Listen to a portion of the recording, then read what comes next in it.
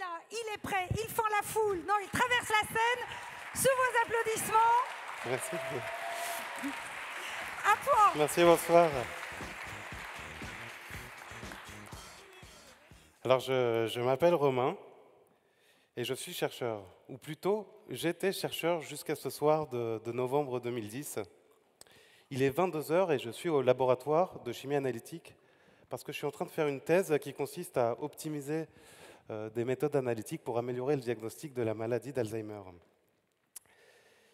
Je suis seul, donc ce soir-là, devant un ordinateur et une électrophorèse capillaire. Et là, je viens de voir un électroferrogramme, pas comme les autres.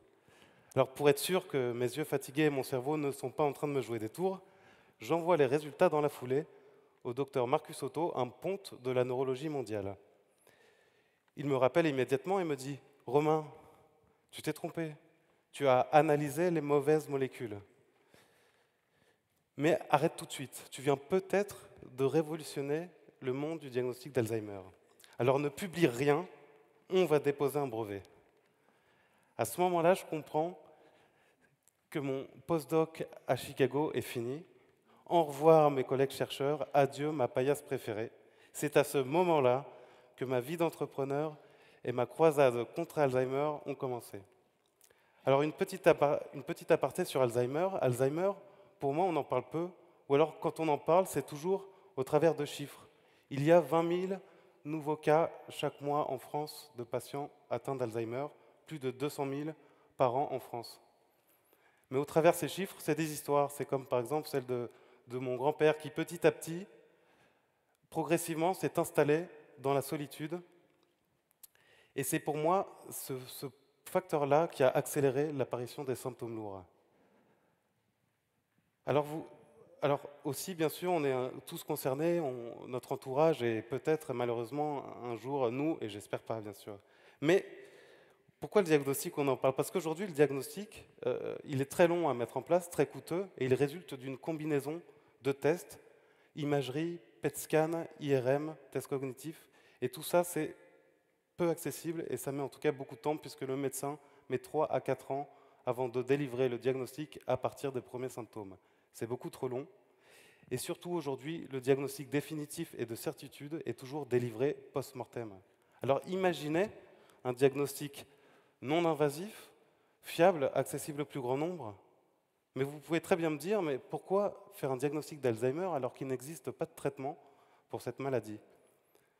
On a montré qu'une prise de conscience plus précoce de sa maladie, une hygiène plus adaptée, la répétition d'exercices cognitifs réalisés de façon plus rigoureuse et plus méthodique permettait de ralentir, de freiner significativement l'apparition des symptômes lourds de la maladie. Et aussi et surtout, on ne pourra jamais développer des nouveaux traitements, des nouvelles molécules et des nouveaux médicaments sur la base de patients mal diagnostiqués. Finalement, c'est mieux diagnostiquer pour mieux soigner. Alors là, je reviens à mon histoire de brevet. Donc, je viens de déposer un brevet. Mais un brevet, c'est quoi? Un brevet, ça s'exploite et ça se valorise. Et c'est à cet instant-là que la création d'entreprise m'est passée par la tête. Et alors, je me suis dit, créer une entreprise avec une ambition si élevée pour un chercheur, c'est peut-être je peux peut-être atteindre une énorme réussite, ou alors ça peut être une énorme bêtise. Mais je me suis dit, dans les deux cas, ça va être énorme, donc je vais le faire. Mais j'avais 3 défis de taille à relever. Le premier, c'était que ma promesse patient, mes patients qui devenaient mes clients, méritait quelques ajustements. Le deuxième défi, c'était moi et ma culture entrepreneuriale inexistante. Le dernier défi, c'est que finalement, j'étais bien seul. En effet, j'avais développé un super test de diagnostic très fiable, mais il était réalisé sur le liquide céphalorachidien. Et ce liquide nécessite une ponction lobaire, geste extrêmement invasif.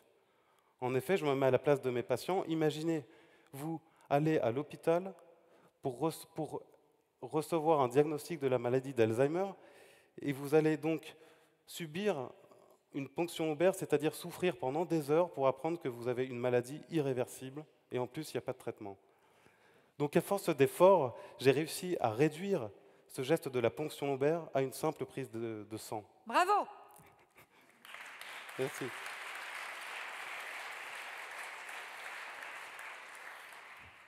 Bon, après, il restait moi.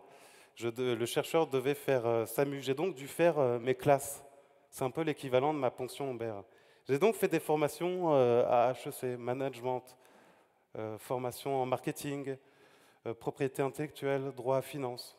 J'ai appris un nouveau langage et une nouvelle manière de penser. Et je suis allé à San Francisco, dans la Silicon Valley. Je suis allé jusqu'à l'autre bout du monde pour réapprendre quelque chose que je savais déjà. La meilleure recherche au monde, c'est en France.